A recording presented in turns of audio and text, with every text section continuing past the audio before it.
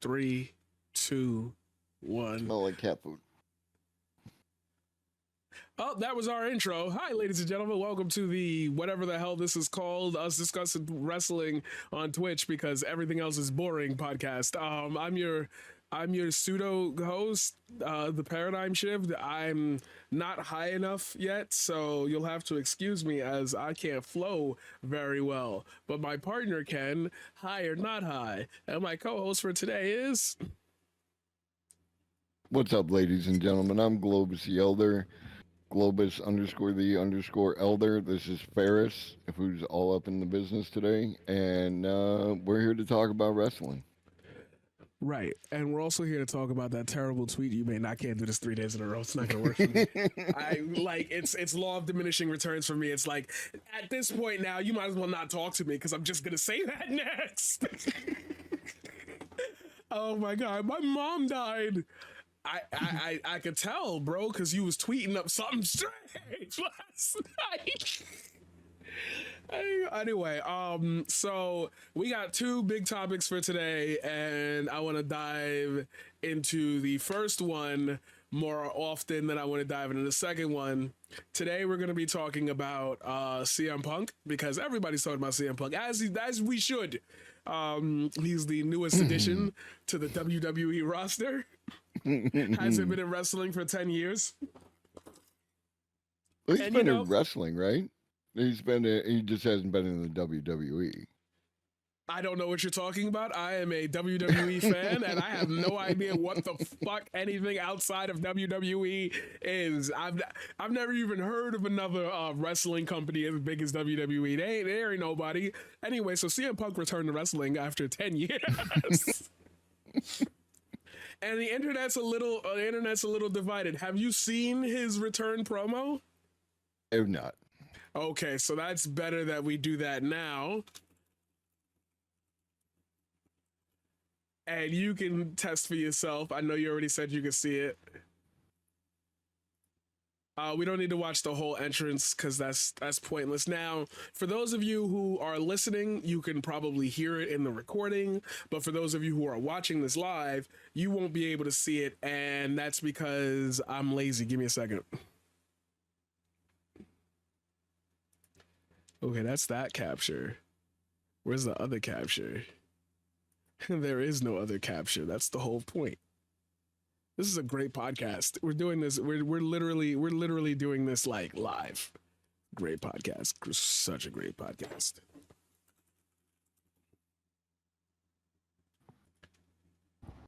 Look, I love you, but you have to settle somewhere.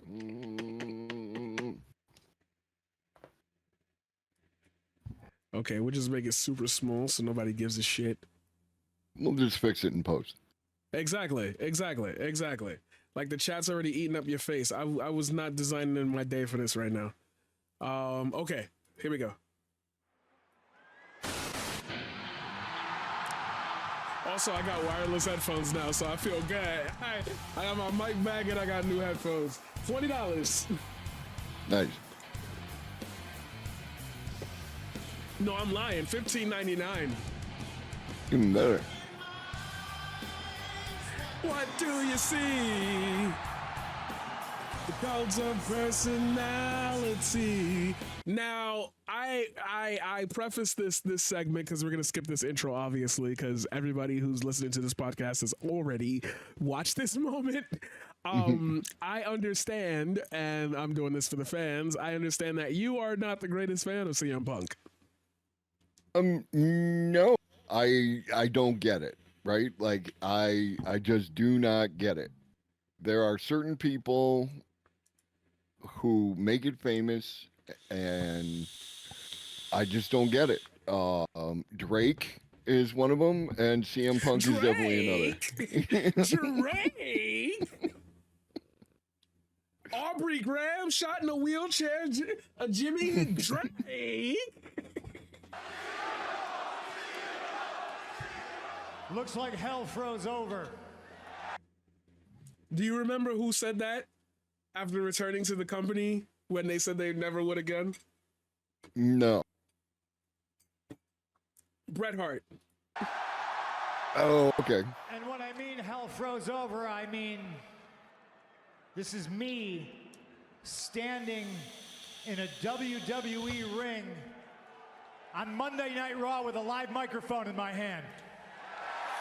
I don't mean the fact that apparently a Blackhawks fan is universally loved inside the Predators barn. Okay, I'm sorry, I had to. You guys understand that. I gotta be me, right?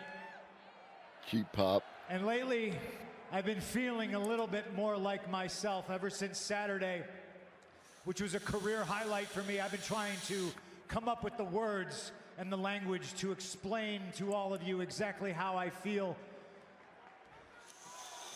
And I've come to 2 words, and I'm afraid to say them, honestly. And it's not because they're not true. It's because I'm a little bit scared of how true they actually are. And it's a little bit corny, and it's a little bit cheesy, and it's not gonna sound like CM Punk, but I've changed. And once upon a time, an American dream taught me that as long as you speak from the heart, you cannot go wrong because it is the truth, and this is the truth. I'm home.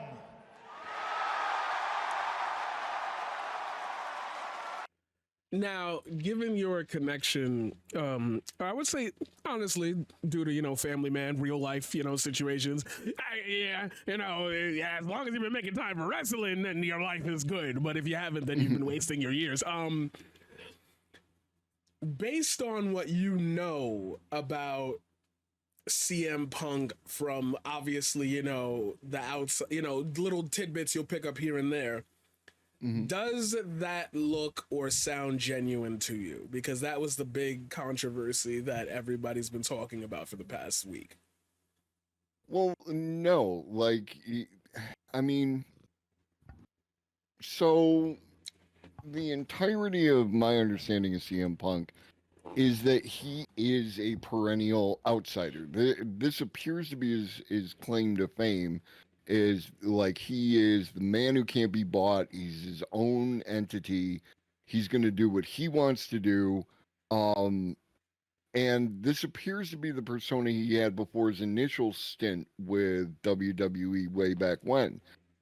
And I always looked at him because I didn't understand him before that. I looked at him based on the quality of his content within WWE, which was that he was an okay wrestler and had decent mic skills. But I don't understand what there is about him that makes him more than any other mid wrestler.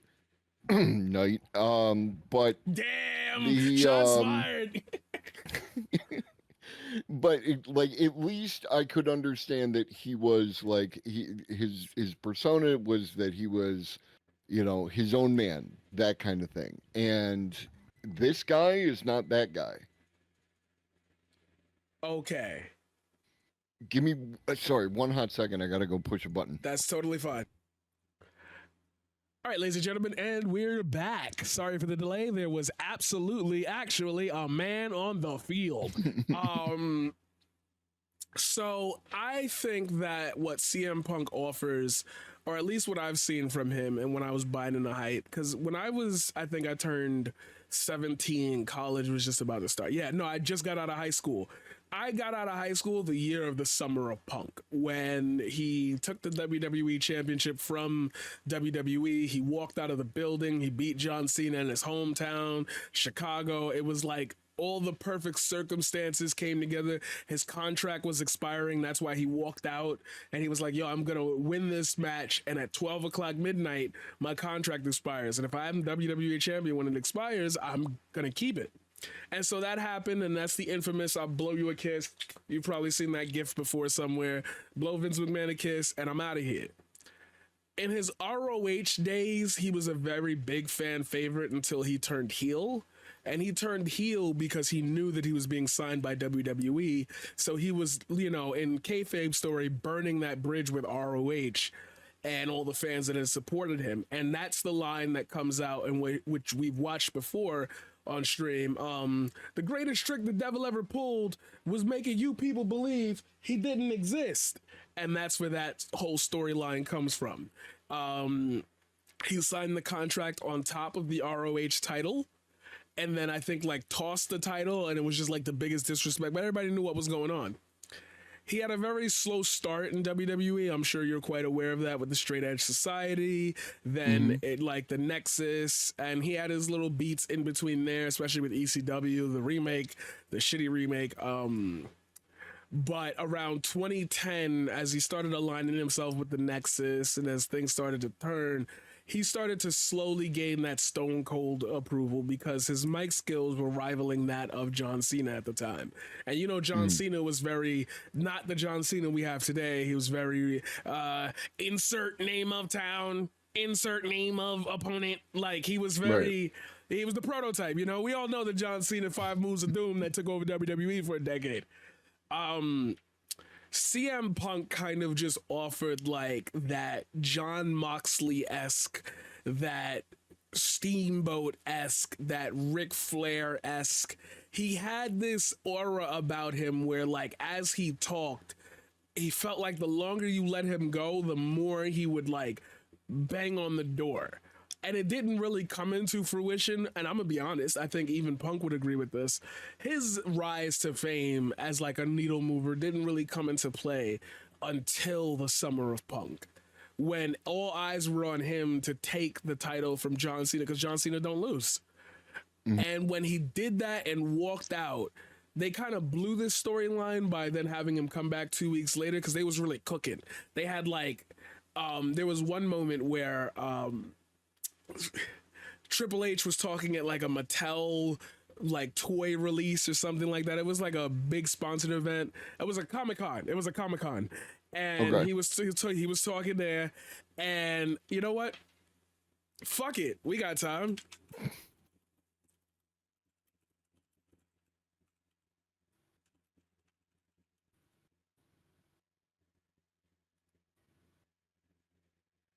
And we were like, at first when we watched this, we were like, okay, oh shit, this feels real. But then when WWE posted it, we was like, damn. And that was when I was a kid. This was 12 years ago. All right, so yeah, I was 18. 5 minutes. This is probably the last question. All right, first off, I just want to say, you know... Hey, I got a question.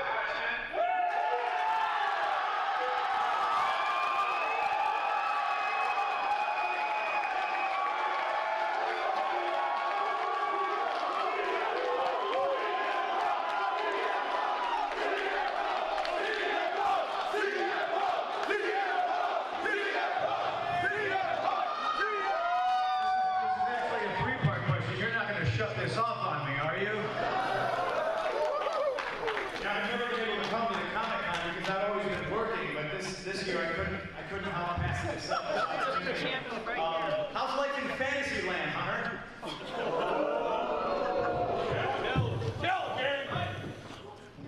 How's life in the unemployment lane? Great, actually. I'm actually not looking for a job, but I heard you're trying to crown a WWE champion. Is that true? I know you're a man of honor and integrity. True champ. You want to play this job, you come to Chicago and get one anytime. Best in the world. Best in the world. My question is, when are you going to Zack Ryder on television? He was big on like the suppression of stars. His pipe really echoed a lot of the sentiments that like, and the way he went after WWE over and I lost the goddamn tab already. Where is it? I'm so sorry. I'm so sorry to the podcast audience. I am not smart at all. I gotta do this like piece by piece. Da, da, da, da, da, da.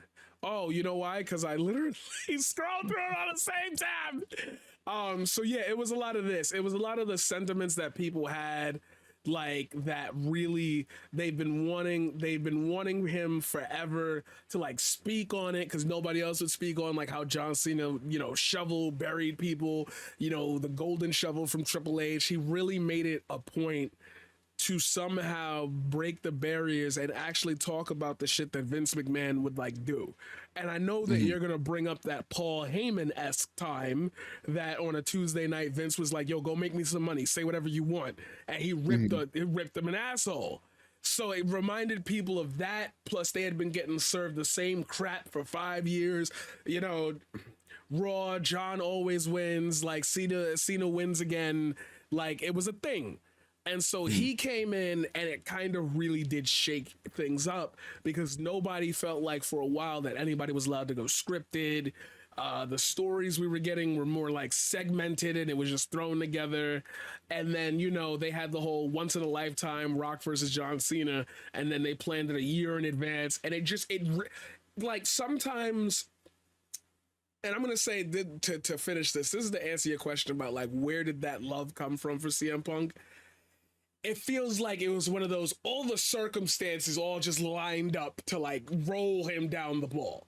Like it's not LA Knight and like we needed somebody desperate, you know, damn, we've been looking for a LA Knight character to finally hit the zone. No, we got what we got and LA Knight is an addition to that. CM Punk was the legitimate like, yeah, finally. Yeah, like I'm tired of this bullshit. You want to do this whole bully campaign? Like, I can't wait for Vince McMahon to be dead, and then your company's gonna get taken over by your doofus son-in-law and his daughter and the rest of his stupid family. A lot of the things that he said were right, and that's kind of what drives this cult-like inspiration. It's an ROH Chicagoian, like always been a fan favorite in that city. And it just snowballed and no one else could take that snowball because no one else, I feel like, had the grievance or the power to say it. Zack Ryder couldn't do it. Ryback wasn't going to do it. Kurt Angle was gone. Undertaker's a locker room leader. He's, you know, Vince's boy. John Cena's Vince's boy. There was so many Vince McMahon ass kissers in his words that like there was no way anybody was ever going to get away with having the gall to say that. But CM Punk is a Paul Heyman guy. So Paul Heyman was the one that was like, yo, don't fire him. He has to leave on his own accord. And then this is what started the trend of like CM Punk always being mentioned at the top. And then we watched how the company slowly dragged him down to the mid card, tried to relegate him to this and that. And then obviously, as I believe you know, he was serving his severance papers on his wedding day.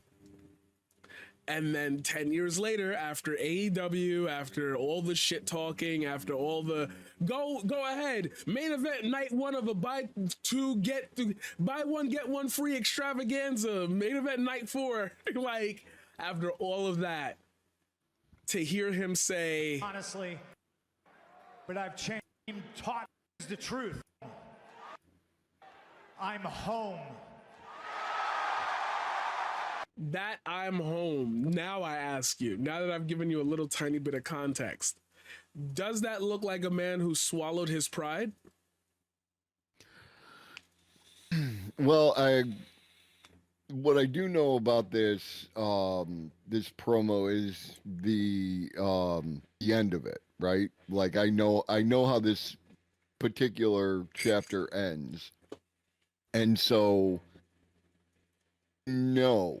The vibe I get from CM Punk now is, and so I feel like if you don't mind, because podcast. No. Go ahead, they do it.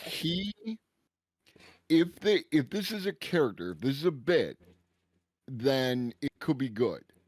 But if this is a combination of him doing, like, saying what needs to be said as required by the, you know, the contract and everything else, but also at the same time being the same person he was in AEW and prior to that, where he's got some unresolved things going on, then this is going to be a disaster, right? But if he is playing a sellout as part of a character, then it could be good. Right. I was going to say that I agree with you 100%. Okay. And I think that's why I don't want to reach too far into this subject, if that makes sense, because only time can tell. I do like the idea that like he's saying all this hypocritical stuff because I feel like the clear obvious direction is CM Punk versus Seth Rollins. And Seth Rollins has like already been seen on record literally saying, "Who the fuck hired you? Why is he back? Fuck you, man." Like, I don't want to spend one more, he said it live on Raw, "I don't want to spend one more time on that hypocrite." And then he comes out and says hypocritical things. "I've changed, then blah, blah, blah." And then literally looks into the camera and says, as we all know, which we're going to skip to the end of because the rest of this is just platitude.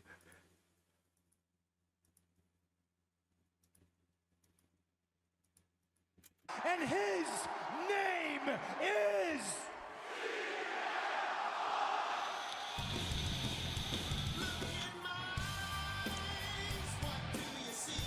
Back. I'm not here to make friends, I'm here to make money. So that's obviously what you were speaking on and what everybody has literally been like back and forthing on. I'm going to go on a limb and say, to be honest with you, even if that's not a part of his character, he going to do business. Seth Rollins is going to do business. And if you could do business, that's money. Like, I think if CM Punk would have stayed in AEW and they could have squashed that shit between the Elite and all of them, and that people would have been dying to see that feud play out. People would have been dying for that. And if he's really here to say, "Yo, I fucked up. I'm not here to like be buddy buddies in locker room. I'm here to do the job. Now I'm here because they offered. I sat down and thought about it and said, Vince McMahon is gone. The whole regime has changed on the top. The company's been bought out. It's going in a great direction. If you offer me that bag, I tell you what, I'll show up on your television screen with my nuts in my hand, say what you want me to say, and I'm out." Now, if that parlays into the story and we start bringing that shit up, oh, oh, you even went to the other place to try to tear WWE down. How dare you? Like the Cody Rhodes thing. And then blah, blah, blah, whatever. If that's part of the story, great. For me, however, I feel like I just think everybody expected him to literally go out on television, take the AEW title that he has spray painted with an X over it, and throw it in the trash, a la what was that? The Trailblazer, Alundra Blaze. Did Alundra Blaze do that?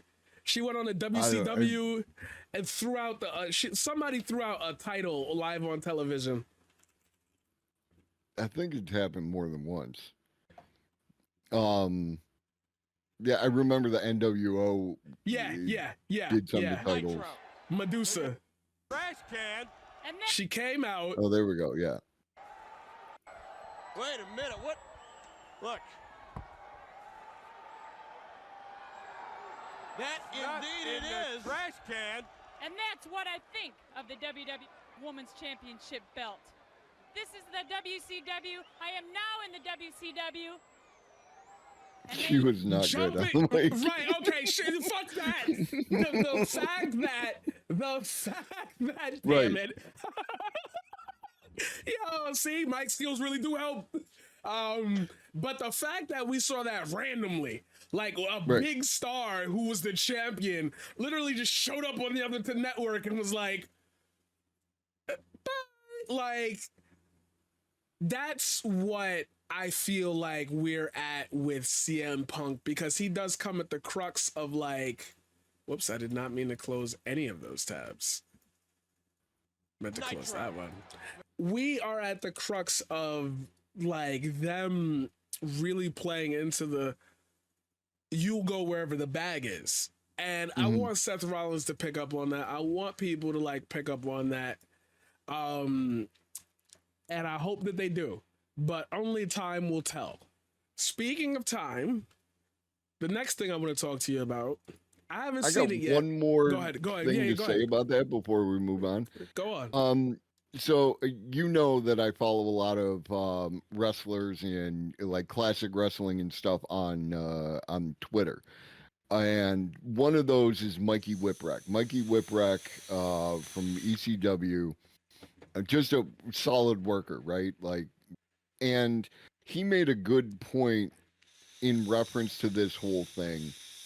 And it goes to the greater conversation that you and I have had, about too much information and things like that.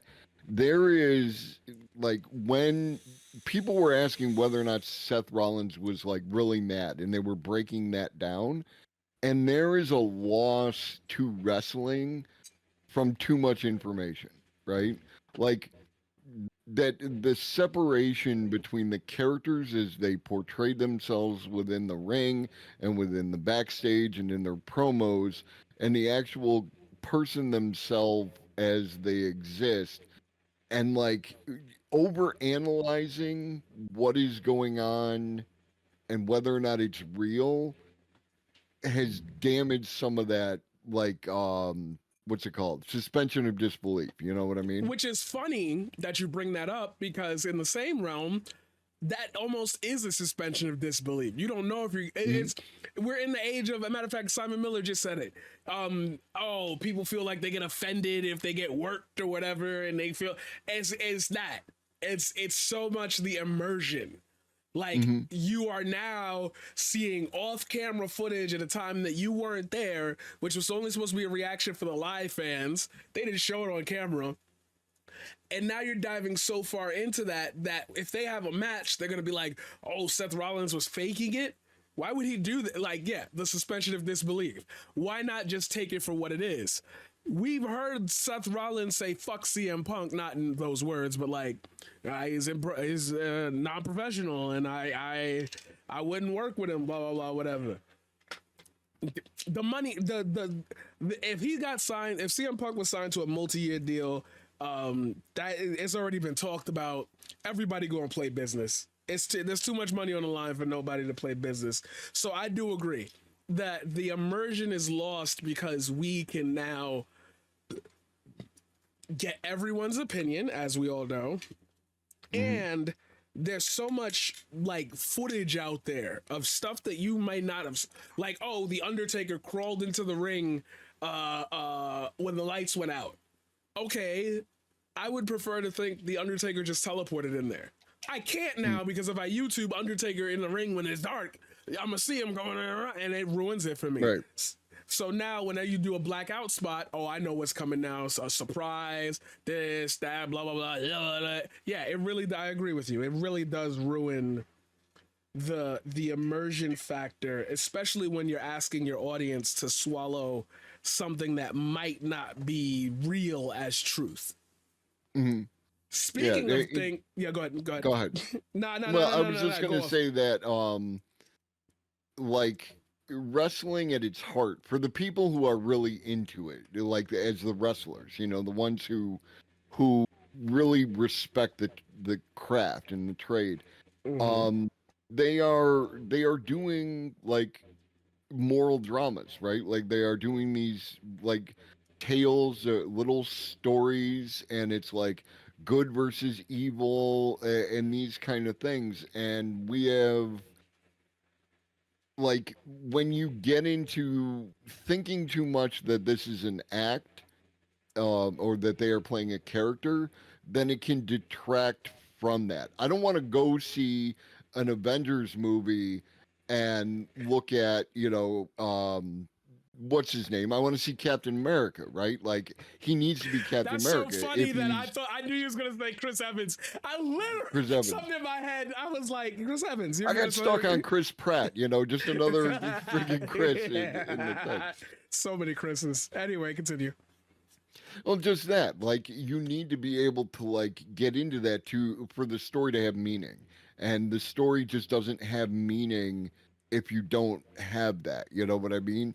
Even this, again, I always reference ECW, where they like didn't necessarily, like, Tajiri versus Super Crazy. There wasn't a whole lot of depth to their feud, but like Super Crazy was a character and Tajiri was a character, and these were two over the top, maniacal dudes who were just going to go out and go at each other in that way, and you were there for it, right? I'm sure they're both perfectly nice, reasonable human beings. You get them in public, right? Right. And that's that line that needs to be blurred. And that, I guess, honestly, is, if we're even going to try a transition, that's where MJF shines. is he's one of those people that cares about, I'm going to say fuck you to these kids. I really mean fuck them kids. You are never going to catch me not saying fuck them kids. I'm a baby face right now and I'm still saying fuck them kids. Like, if you're going to go that deep into it, then you can't like falter on it. And obviously this goes back to The Undertaker and his presence in wrestling. So committed to it that he didn't break kayfabe until he retired. Like, if you're going to do it, you got to do it and you got to do it. And I don't think a lot of wrestlers are given the credence to even think about doing it. And that goes into a whole other realm of conversation about management and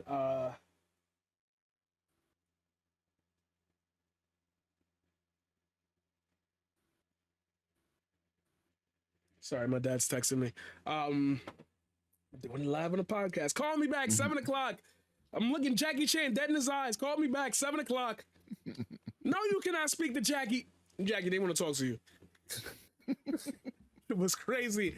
You calling? You wasting all our film.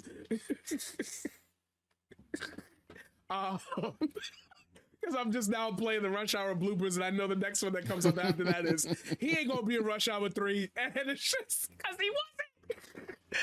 Anyway, speaking of MJF. The company AEW has put on their recent Dynamite, and we have an update on the saga of Christian Cage and Adam Copeland. I haven't watched it yet. I've heard a little bit of a review about what happens. Had to make sure it wasn't too out of whack for anybody or anything. It gets spicy, so we're gonna watch that right now.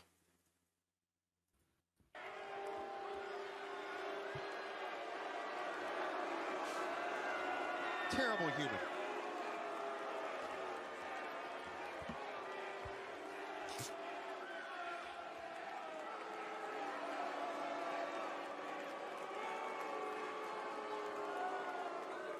What I'd like to do right now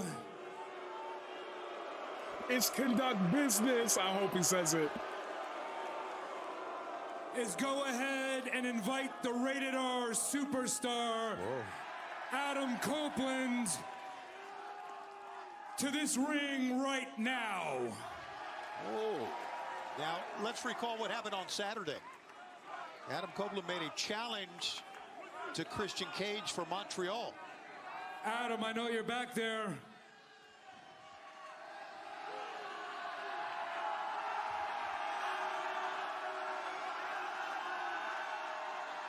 I just want to speak to you about some of the things that you said last week. So if you don't mind making your presence felt, it would be very much appreciated. Of course, he's got 5 people with him.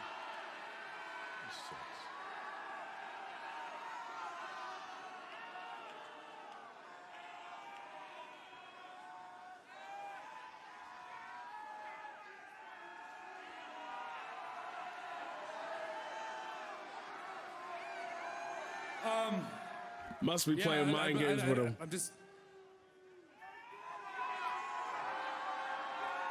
Adam! Yeah, they're doing it better. I would like to speak to you in this ring. If you wouldn't mind. In the truck, could you hit his music? Could you tell him that I'm wanting to speak to him? Something.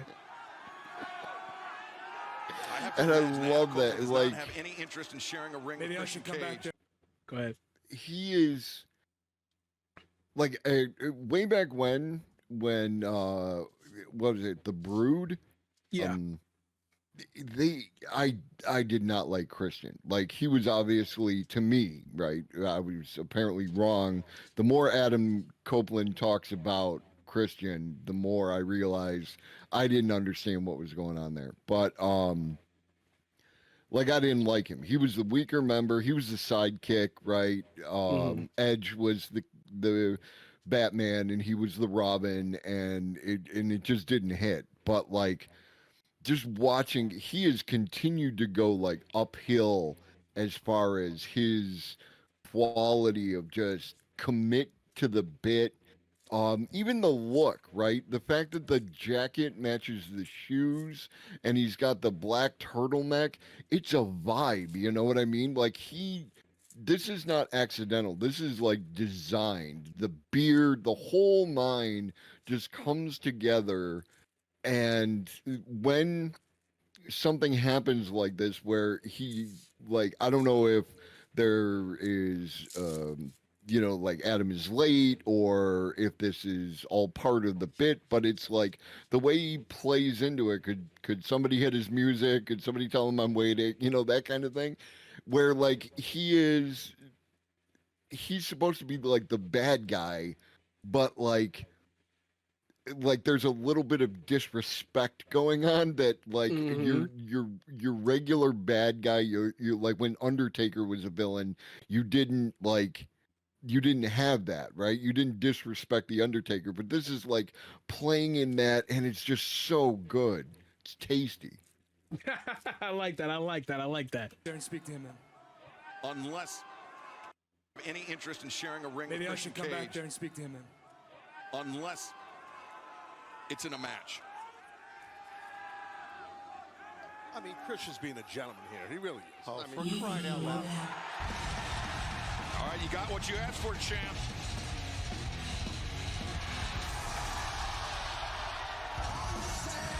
The demeanor of this man has changed 360 from when he first arrived here at AEW.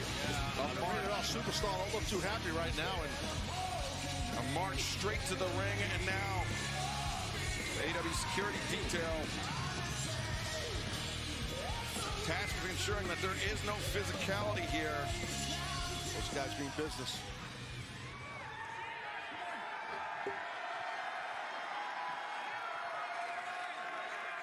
Listen. Management wanted me to have this security. It wasn't my idea, all right? But you're right. We don't need security. We do not need security here tonight. So I'm going to ask you, gentlemen, if you wouldn't mind vacating the ring.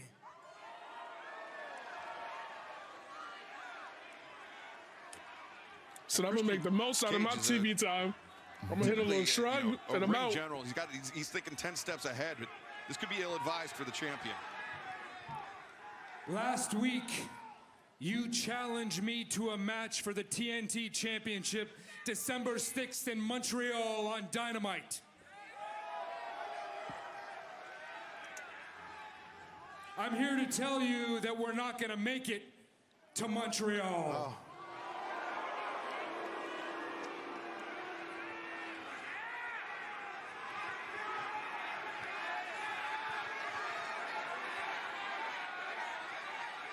We're not going to make it to Montreal because I'm sorry.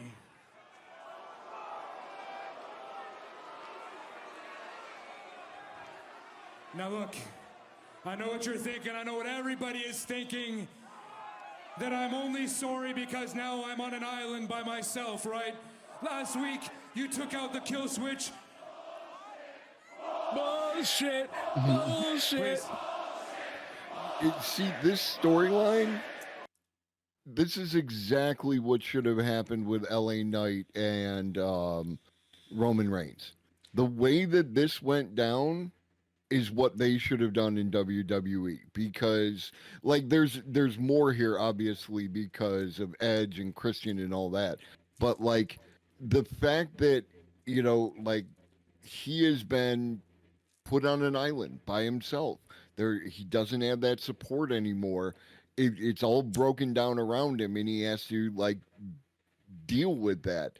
That lends drama, that lends tension. That's that's that thing, and that shows like it's the like the classic story that like the Walking Tall, right, with The Rock did, where like man comes into town and gets disrespected, first blood, that kind of thing, and he's gonna take down all the bad guys, right? Like it's a classic story, but it works.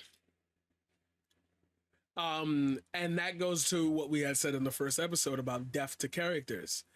LA Knight. I mean, I believe that they're, and this is me being honest with you, I believe that they're reserving that for Cody Rhodes.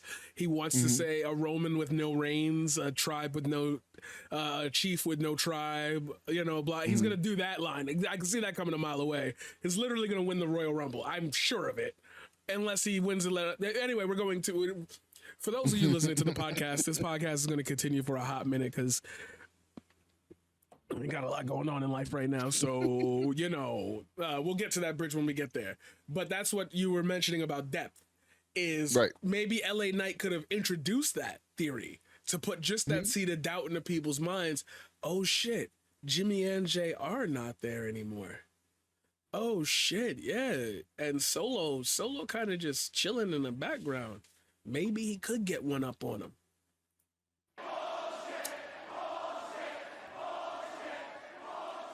Look, you took out the Prodigy Nick Wayne, you took out Kill Switch, but that's not the reason that I'm sorry. Look, I'm not gonna lie. I was pretty pissed off when I saw what you did to Luchasaurus when you hit him. Kill Switch. Ooh. Not the reason that I'm sorry. Look, I'm not gonna lie. I was pretty pissed off when I saw what you did to Luchasaurus when you hit him. Kill Switch.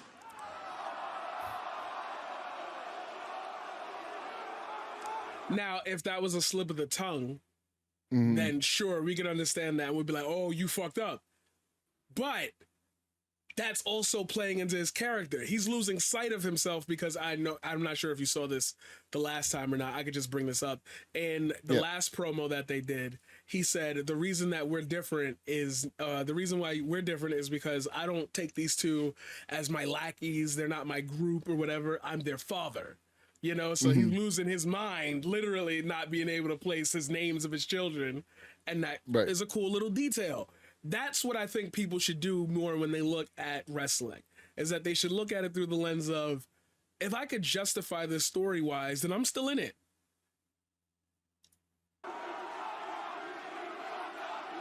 When you hit Kill Switch with not one... Oh, they really did say you fucked up. Okay, I'll take that one. I'll take that. I'll take that. I'll take that. When you hit Kill Switch with not one but two concertos, I was so mad, I ran out of the house, I jumped in my car, and I just started driving, man. Yeah? I just needed to think. I needed some fresh air. I rolled the windows down. And somewhere during that trip, it turned into a road trip of reflection. It turned into a road trip of soul searching, digging down deep, trying to figure out why I became the person that I am, how I became this guy that says and does such unsavory things. I feel like Stone Cold makes like $3 anytime a crowd chants one. And then on that drive, it started to remind me of the times that we borrowed my mom's car. Remember that? My mom's Ford Taurus. We named that Taurus Toby the Taurus because we took it everywhere on the road when we were trying to make it. We didn't care where we went. We were broke. We didn't have a dime to our name, and we didn't care. Now, yeah, I know you heard that random ass. Shut the fuck up. We were having the time of our lives on the road, man, and we were going to make it. We didn't know how, but we were going to make it, and damn it, did we make it, huh? Did we ever make it? We went on to become multiple-time tag team champions. You know what? I'm not too shy to say it. The greatest tag team that ever lived.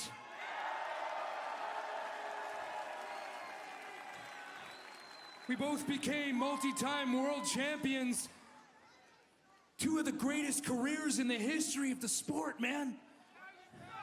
But you don't take the wrestling part of our relationship away.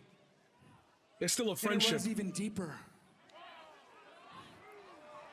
Everybody knows that you grew up with a single mom, Adam. Oh, God, no.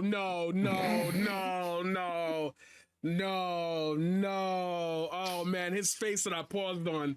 Oh, man. See, and that's I'm into it because I know that shit real. I know he's like that. They did that. They road trip. They recorded. So like, oh God. Even the crowd's like, oh no. Everybody knows that you didn't have a father figure. Damn! Listen, everybody. Yes, I'm the patriarch of AEW, and I'm in no way suggesting that I'm your father, Adam. I am your brother. And listen, you might not have had a father, but in turn, my father became your father. Yeah. We brought you in, and that's real. Yeah, it's just so funny that he's got that relationship with him, because like after the year of fathers, now we got actual. You're one of our own. You went on family trips with us. You sat at the dinner table. You slept over.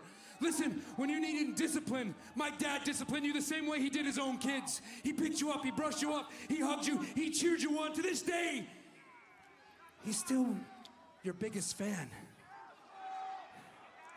And listen, I'm just gonna say, man, we weren't just two random guys that were thrown together. I love you, man.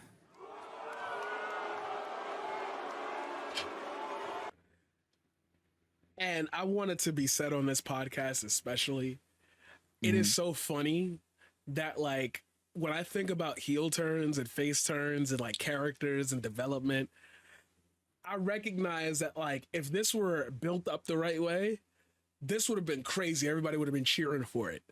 But because it's been built in a way for you to look at it, you don't trust him when he says these things. And obviously we know he's a piece of shit. He's not going to have a fucking face turn randomly on an episode.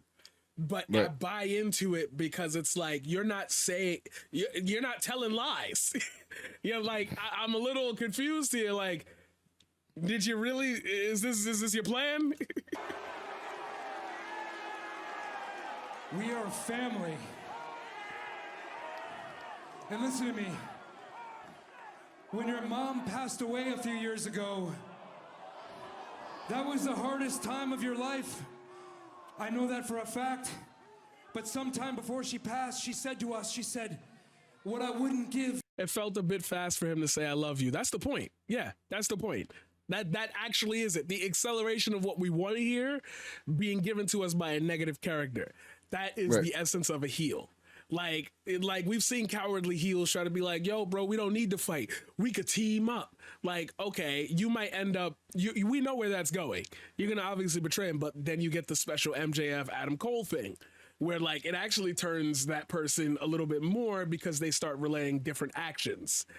It's one thing to tell an audience one thing. It's another thing to come out the next week and prove it. And then the next week and then the next week. You can't be like, I'm a good guy now and I've understood my wrongs and then cheat in every match. It don't work.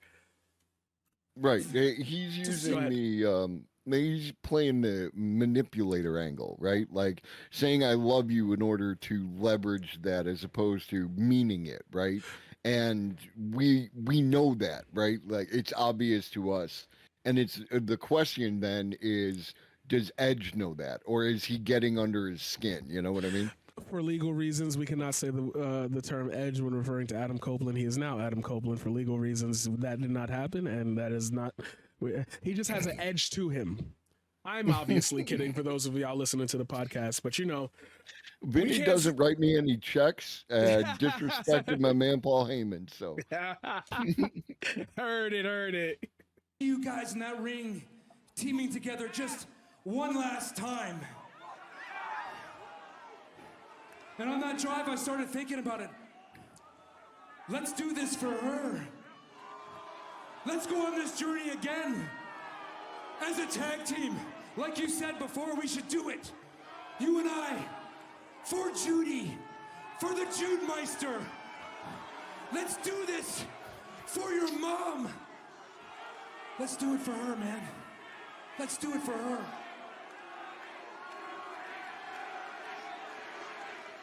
Now let's see his response. Judy! Oh. Looks like he's about to do the thing. There we go.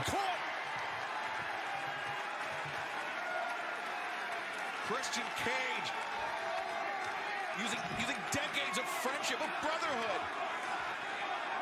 Just trying to lure in Adam Copeland. Copeland knows him too well. Nice try, dumbass. See, that's all I needed. That's all I needed. And that solidifies what he said as being true. And he's a smart babyface. You're not going to play me. Too well. Nice try, dumbass. Sit up when I'm talking to you. Oh, I like that. Shine this up real nice. Hell, sleep with it if you want to, because next week she's coming home with me. Oh.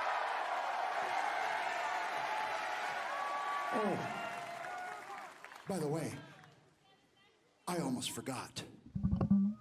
Go fuck yourself. Let's go. There you go. Hey, I hit him with the Put a dust. nice bow on it, didn't it?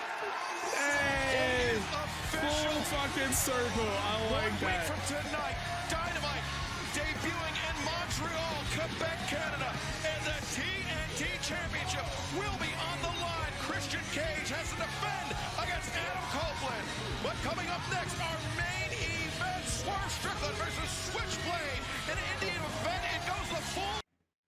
And that is our update on Christian Cage's antics. The last thing I'd like to, yeah, go ahead. I'm just letting, yeah, no, sorry to interrupt you. The last thing that we're gonna do is we're gonna watch Swerve Strickland versus Jay White, because Swerve Strickland just came out of that beautiful match that everybody's gonna talk about, the Texas Death Match, and Jay White, I believe, is starting to head towards his NJPW run, where he takes a lot of losses, gets more and more angrier and mad until he turns into the Switchblade. And as you were about to say, I'm not sure which of the YouTube commentators you were watching, but they were referring to WWE as that WWE is solid, and they're the number one federation and everything else. And again, I'm gonna own that in the same way that I don't understand the CM Punk thing and I don't understand the LA Knight thing. Is WWE is different from what I can identify with, but I don't see it, right? Like this is quality. There is nothing that I've seen coming out of WWE that I really care about. This I care about, and that's saying something, because I don't like either of these guys. I was not a huge fan of Edge, not a huge fan of Christian. The whole rated R superstar thing just kind of missed me, but I respected their talent, but I don't know, they were just two skinny kids running around in the ring, and and it didn't move me. But now in AEW, I think they're amazing. and that is one of the biggest things that I think a lot of wrestling fans need to take away, if they do listen to this or when they're watching, is that presentation is everything. I can swallow and not have to sit here and fight with you on, well, I liked them back then and they were doing this and that and you just weren't watching. It's like, no, what happens now is the presentation that the change. It's like, they're still the same guys, but this is something I can sink my teeth into. That's why we need multiple promotions, because Edge wasn't going to get this back in WWE, especially with Christian not there. So what was he going to do for the end of his career? This makes me feel like, oh shit, I could see Edge going somewhere. They maybe do the tag team. Maybe they finish their careers next year and we just don't know it's coming. They finish this feud. They go on a nice tag team run.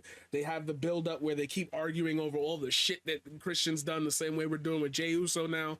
You can just, or what I should say is, wrestling can do whatever it wants. You can also think however you want. If you choose to feel disconnected from the product that you're watching because it's not being presented to you the right way, there are other options. My question for you is, do you want to see your wrestlers presented in your way in a company, or do you want the company to present the wrestler the way you think they should be portrayed in that company? If so, we need more than one company. We need... No, we definitely... we definitely need more than one company across the board.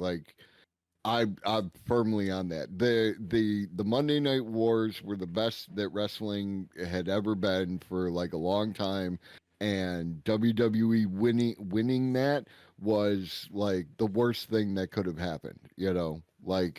There was direct confrontation, everything that like you're seeing bits of between AEW and WWE and the characters, with their crossovers and the little bits here and there. It was constant. They did not like each other, and it came out, and people were willing to play parts across the promotions. Like in the NWO, the good NWO, which was just the two of them, and D-Generation X, that was the Click, right? Like they were insurgent wrestlers cross promotion. That was amazing, They it's good. Do more of that. And this is the thing. It's like, as pro wrestling, I think is more popular than it's been in a long time. I understand that the buy-ins for long-term storytelling. You don't want to burn people's attention brain. You don't want to. You want to. You want to have your, oh shit, he's here. Oh shit, you got to watch this. I feel like this goes back into the conversation we had about content creation. You're in an art form that is very clearly being talked about outside of the suspension of disbelief, because these people have Twitter, because these people have Instagrams. You can see like, oh, Miz is doing this, and or John Cena. Matter of fact, let's take John Cena for example. John Cena coming back would be huge.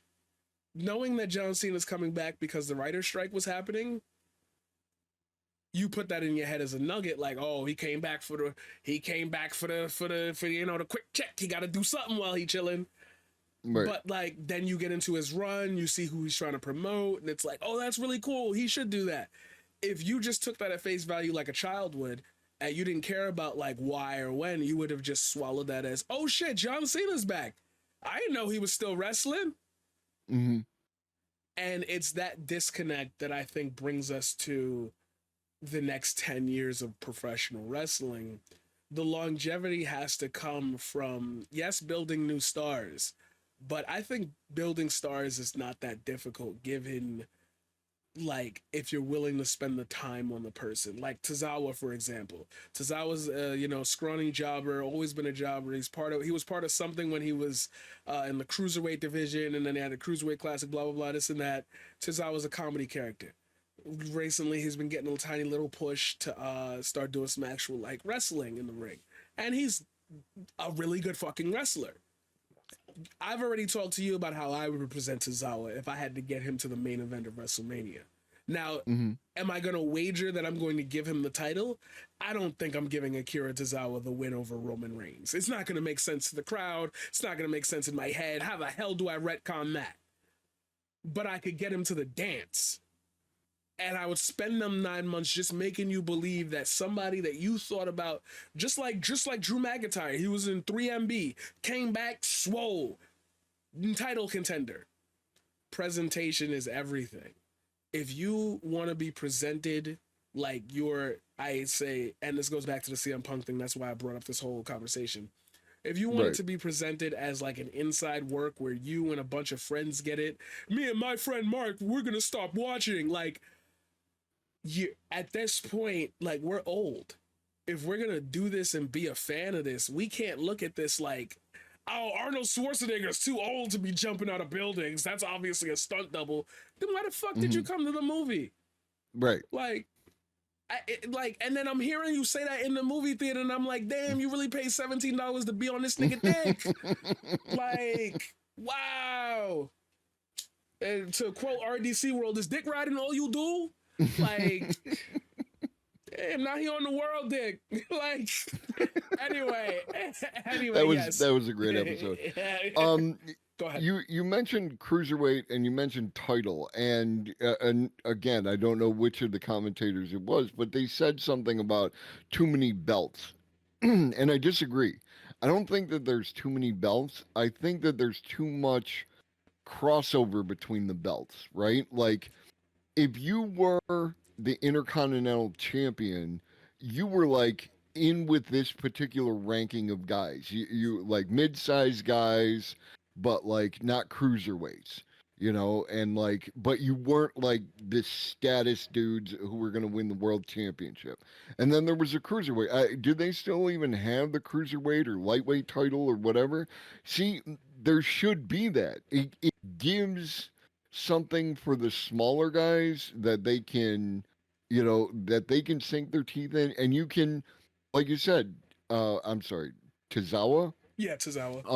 And Tozawa could go after the cruiserweight title, right? Like you could see that he might win that. He's never going to win the world championship, right? Like he's just doesn't have the stature to do that. But you can win the cruiserweight champion or lightweight, however you want to categorize it. And there needs to be more of that, like more like divisions, for lack of a better word, in which you can see the like basically a sub federation within the federation. You know that these guys are in this ranking for this particular title, and you don't have to worry about like how's this guy going to go up against Roman Reigns or John Cena or any of that. Like they exist within their category, and they can excel. Okay, so what I would say in regards to that is AEW is doing something like that with the Continental Classic. It's not exactly like by weight division, but it is its own core storyline with points and everything. That's the second round matchup that we're going to watch next, the Jay White, but it's a round robin. So like wins and losses matter now, because even if you lose, there's still a chance you could win the whole thing. And it like creates a sense of urgency. I think that in response to that, I'm going to say that certain companies tried, especially WWE with the cruiserweight thing. But Vince was not a fan of the small guys. You know that for a fact. Vince hates the small guys. Vince hates the small guys and hates tag team wrestling. So, like, when there was no other competition, the small guys had, like, a couple choices between, like, MLW, Lucha Underground, Triple A, yeah. There weren't a lot of places to chase, and they had a cruiserweight division, and then the whole thing with Enzo and Cass happened. Enzo Amore was a wrestler in around 2015, 2016, really good on the mic, not that special in the ring, but he had his big man, Big Cass, as you know, in AEW is named Big Bill now.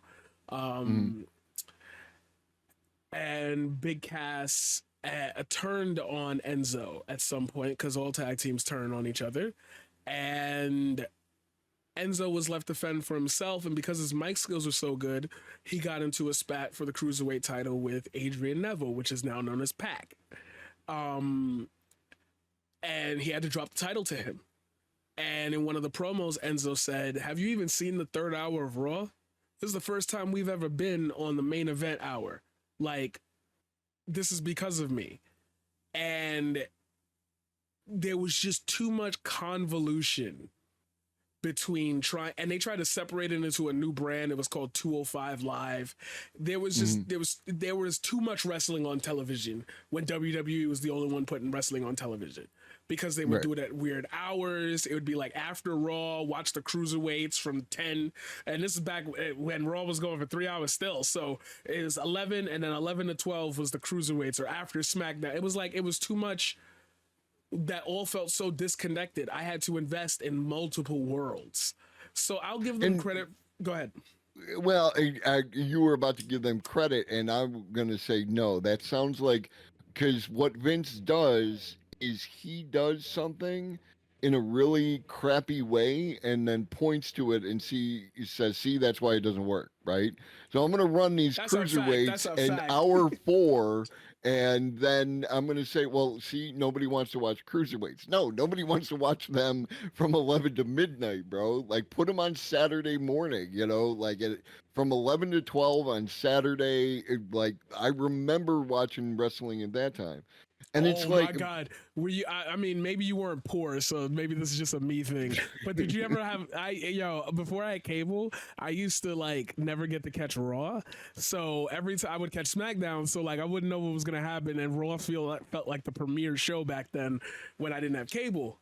So I used to watch the Spanish version of it that they'd recap on Sundays. And they do the overdubbing so terribly, like you could still hear the English announcers, but then like the Spanish overdub was crazy. And yo, when I tell you that even though it was 6 days behind on Sundays from I think like 3 to 5 or 2 to 4, I would be so tuned into that shit. I used to be so mad when they wouldn't air it, and I'd be like, "Yo, the fuck is Raw?"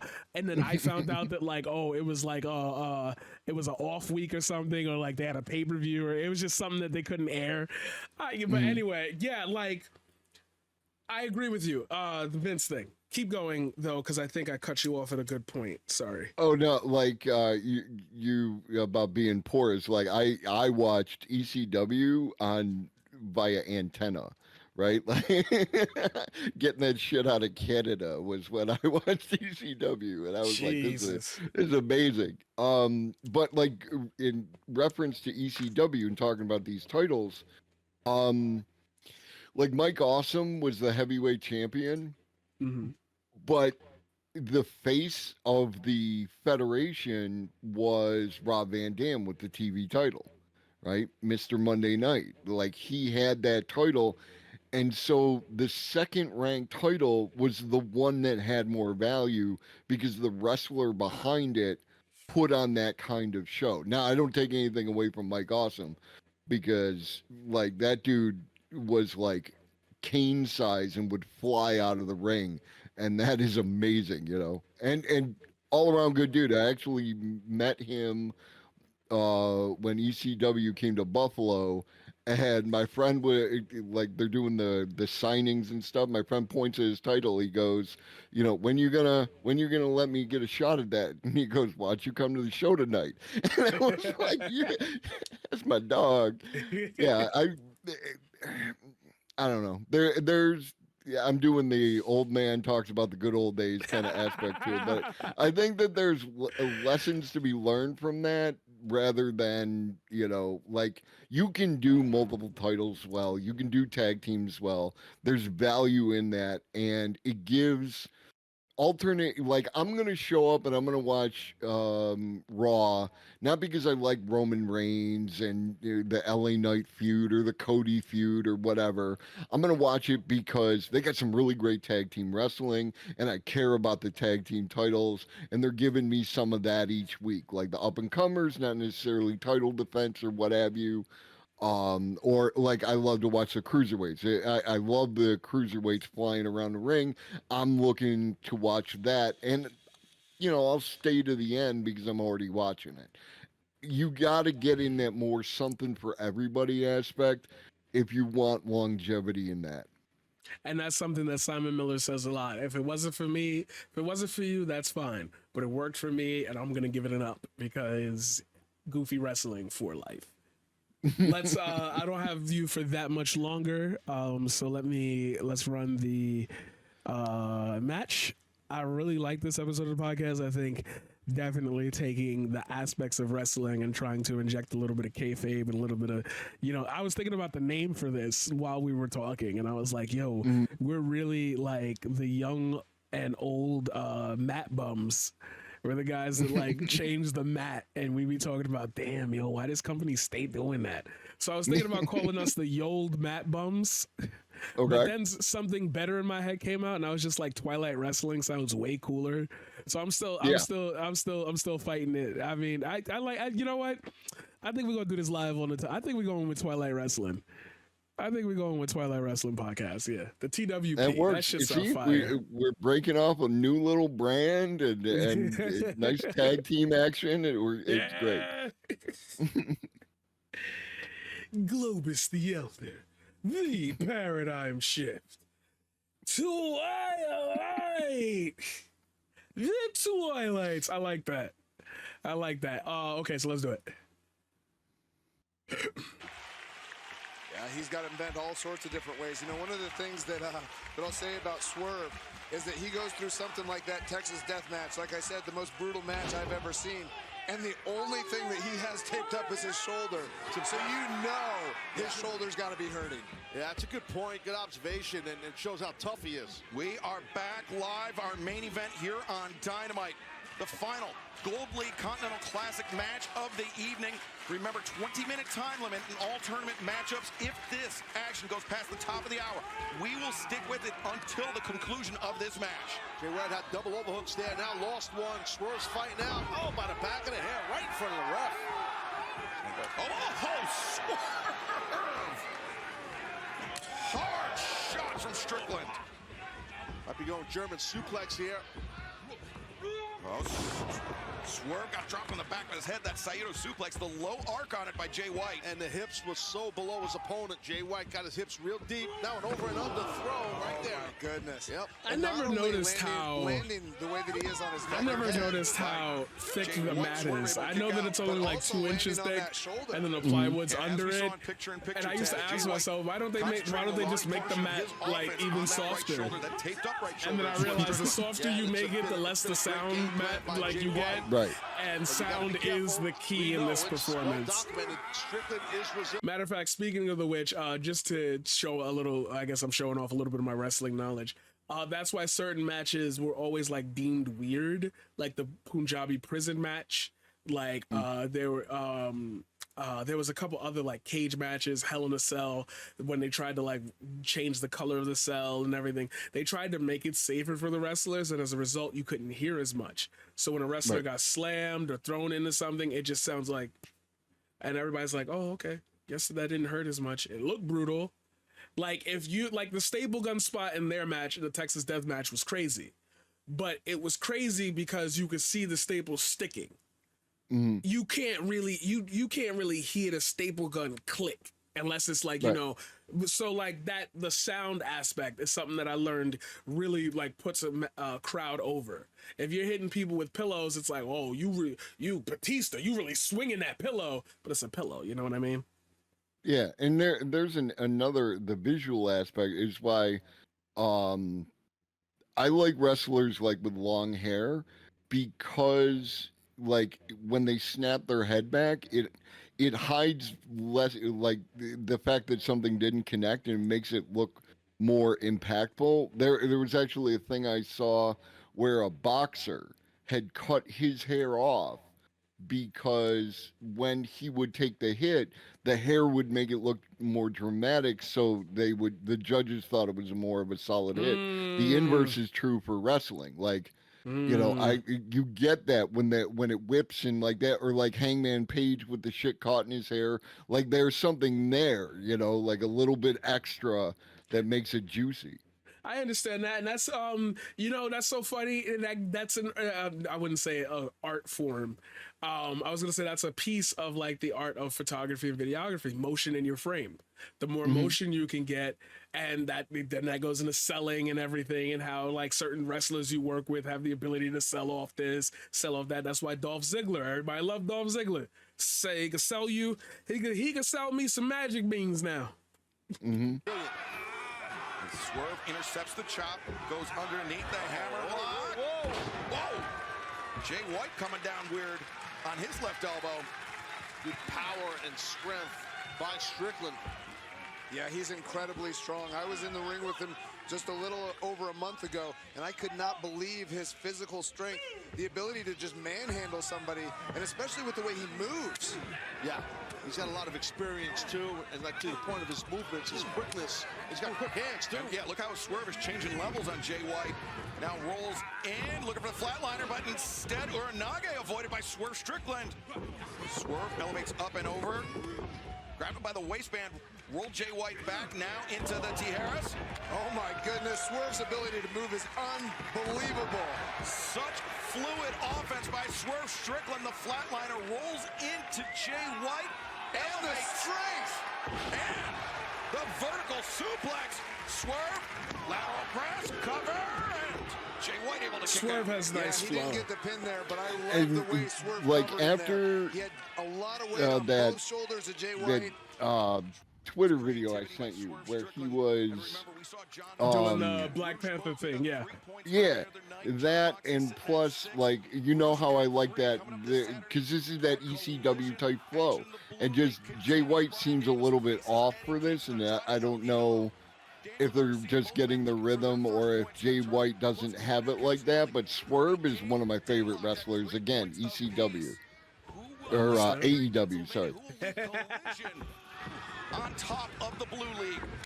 Oh, Jay White. Oh, Swerve went down See, the crown of his head. Tough landing. Like, right what on was top there? Of the beam there. Now maybe a German for sure. I'm seeing a little bit of sloppy. Nicely done. Hips again, super low. Good back arch, Danielson. Oh, My goodness. So much for that. These two men. How incredible are these two men? Swerve Strickland throwing everything into that. Let's take a look at the power of Swerve once again. Yeah, you can see right here with that line, that short clothesline, good explosivity in the feet, and bringing his hips into it also. Brian, you spoke about the rotational ability of the hips of Switchblade Jay White. Swerve rotating his hips to land that discus lariat with a plum. Yeah. See, I don't know if Jay White wants to butt heads with Swerve here. After everything we saw from Swerve at Full Gear, he will not back down. Yeah, the amount of punishment Swerve Strickland was able to absorb was, I mean, nearly inhuman. And now to be back competing in this round-robin tournament. I tell you right now, you do not want to go toe-to-toe with Swerve. But Jay White was doing so, and Jay White got dropped. He might have caught him on a button, boys. He dropped. But also with Jay White, he's such a great defensive wrestler, you don't know if he's just playing possum. That could be. Could be the rope-a-dope, perhaps, by Jay White. He went down quick. Oh! Shot block to the knee. Yeah, back the crook of the knee on that left knee. Beautifully done. See, the way he went down, I kind of suspected, yeah, it was a hard shot, but I do think he was playing possum. Uranage, the far leg hooked him. Remember, 20-minute time limit. There's, yeah, he was. I believe, just under 9 minutes left in this match. Should we go past the top of the hour, we will stick with the action until we see the conclusion. Jay White was the former leader of Bullet Club. Between Jay White and Swerve He Strickland. was chosen to. Might be going for that. Well, like, okay, so there's an advertised injury going on, right? And Yeah. I don't know, like, is it a real injury? Because when you have an advertised injury in the ring, the opponent is supposed to go after that as part of their thing. They're supposed to work the bad shoulder, work the bad knee, whatever. Like, that's part of the thing. That happens a lot right now. Actually, like, not even to be funny with you. Like, that but is. why isn't it happening, like, right now? You know what I mean? Well, that is part of the well, we're also missing maybe a lot of the match, to be honest with you. This did go 20 minutes, and this is the second half of it. Right, but even, like, right here, he slapped him in, like, a hole, right? Why isn't it a hold on the shoulder? He should have a hold on the shoulder. It would have been just as efficient as the hold around the neck. And so, like, I don't know, like, I feel like something's off in the sense of, like, these guys don't necessarily, like, have good chemistry. They're not working well together. Yeah. Yeah, that okay, that's a thing. Like, the two styles that they're, like, I think Kraken Hugger said it best. Yeah, NJPW style is, like, more that, you know, strong style wrestling, while Swerve is built on, like, MLW, and he was in WWE for a little bit with Hit Row. And like, there might be a clash in styles to where there's also another story being told that Jay White lost to MJF at that pay-per-view, and Jay White had him like flashing red the same way because they had injured his leg earlier and he couldn't get the job done. So you might be picking up, and I'm not even trying to be funny. I know that people make excuses for wrestlers, you know, whatever, but Jay White has shown a history, a long history, and he's very young. I think he's 26. Yeah. Jay White has shown a history of knowing the psychology of that. Like, you might have picked up actually on, he's doing that on purpose.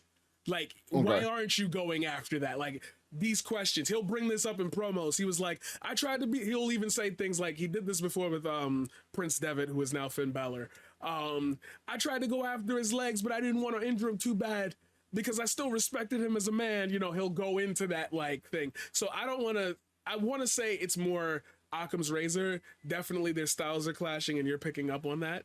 But I will say there's history with that. Can I get 1 second? I got to pull the bread out of the oven. I hear it. Go ahead, go. Sleeper suplex Excalibur. He's got him hooked for it. Back elbow by Swerve. Swerve, oh, now into the Wakikatami, the Fujiwara armbar. Jay White is just so smart. Every single thing he does. Now right hands hammering down on the shoulder. Swerve could be on the verge of tapping out here. And the more Jay White lifts his hips to the sky, the tougher that hold is, that armbar. Yeah, Swerve is able to bend his elbow a little bit. That's what's saving him right here. Yep. And Swerve rolls through, but Jay White gets flattened out. And now Swerve got to get wrist control of that other hand. Oh, he's got... Oh, my goodness. Swerve could be thinking snapping the arm on Jay White. Oh, this is bad. Trying to yank that shoulder out of socket. Oh, he's going to put his boot on the crook of the arm. I'm telling you, that's what he's going to do. I can see how he's based. And Swerve... Oh, goodness. Kill shot.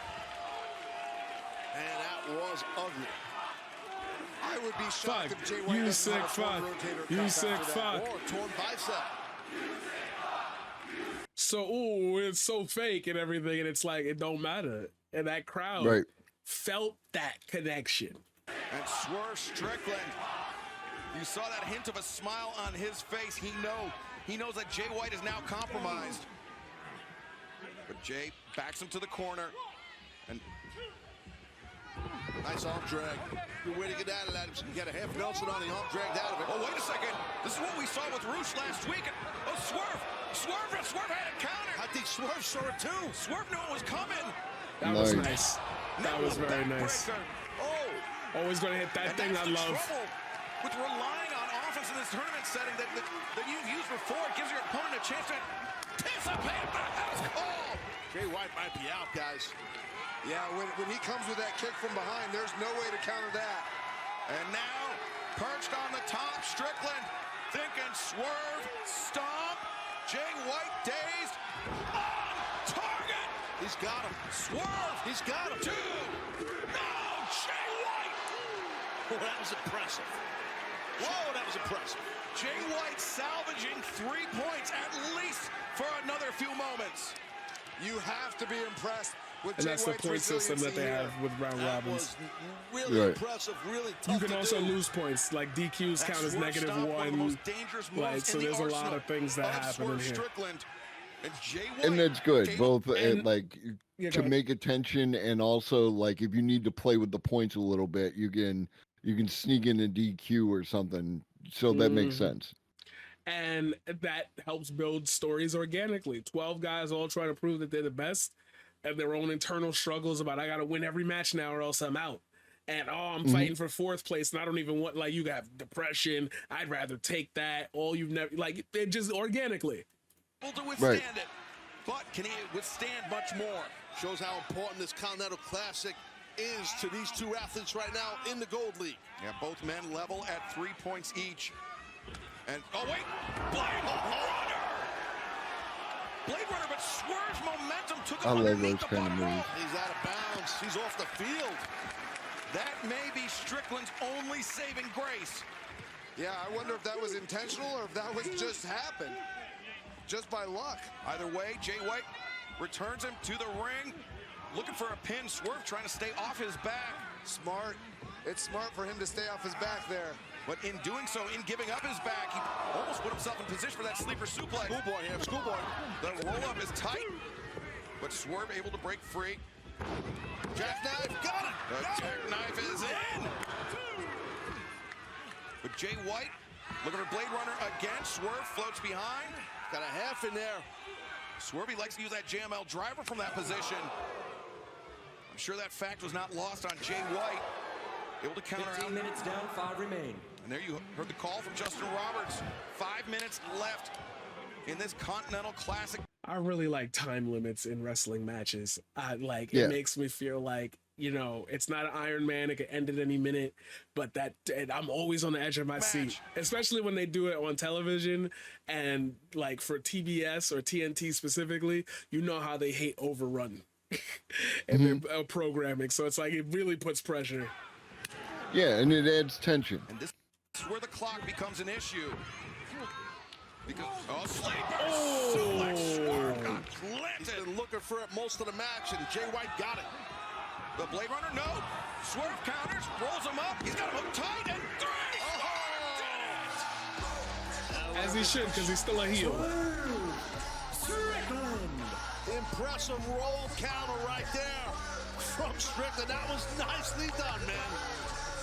That was And slick. the look that I'm seeing from Jay White and everything, it really feels like he's going down a path that we've seen him before. He gets a lot of losses, and it just starts to snowball into a really dangerous animal. Cerebral wrestling by Swerved. But only in important matches, so having him in like this tournament, all important matches. That was a great defensive move by Swerve Strickland.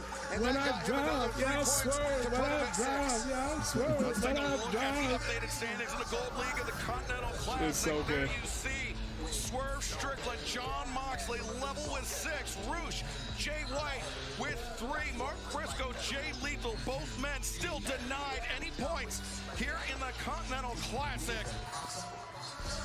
What a victory for Swerve to cap off. Dynamite Yeah, right there. tonight, and He's next fighting week, the ring. debuts Montreal, That Quebec, sounds like Canada. what you're talking about with the Christian dangerous Cage, Adam animal. Copeland, the TNT Championship match live on Dynamite. Plus this Saturday, Blue Division action, Blue League action. Bryan Danielson, Eddie Kingston, Andrade versus Garcia, Claudio versus Brody King. We'll see you Friday night for Rampage.